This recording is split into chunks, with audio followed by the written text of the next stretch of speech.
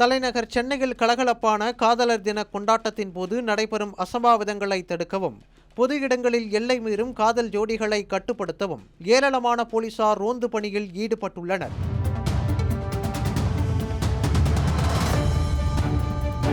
உலகம் முழுவதும் காதலர் தினம் உற்சாகமாக களை கட்டியுள்ள நிலையில் சென்னை நகரமும் காதலர் தின கொண்டாட்டங்களால் கலகலப்பாக மாறியுள்ளது. தினமும் அன்பை பகிர்ந்தாலும் இந்த ஒரு நாளை ஸ்பெஷல் நாளாக கொண்டாட காதல் ஜோடிகள் ஆவலுடன் உள்ளனர். இதனால் தலைநகரின் பிரபல பகுதிகளான மெரினா கடற்கரை, எலியட் கடற்கரை, கிண்டி சிறுவர் பூங்கா, தனியார் மால்கள், திரையரங்குகள் உள்ளிட்ட பல்வேறு இடங்களில் காதலர் தினத்தில் இளைஞர்கள் மற்றும் காதல் ஜோடிகள் அதிக அளவில் திரள்வது வழக்கமாக உள்ளது.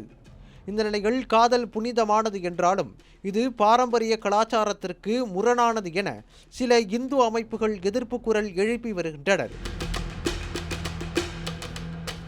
காதலர் தின கொண்டாட்டங்களுக்கு கட்டுப்பாடுகளை விதிக்க வேண்டும் என்ற கோரிக்கையுடன் அவர்கள் ஆண்டுதோறும் போராட்டங்களையும் நடத்தி வருகின்றனர். இதனை கருத்தில் கொண்டு எந்தவித அசம்பாவிதங்களும் ஏற்படாத வகையில் சென்னை மாநகர காவல்துறை தீவிர பாதுகாப்பு ஏற்பாடுகளை செய்துள்ளது. சுமார் 5000 காவலர்கள் நகரம் முழுவதும் ரோந்து மற்றும் கண்காணிப்பு பணியில் ஈடுபட்டுள்ளனர்.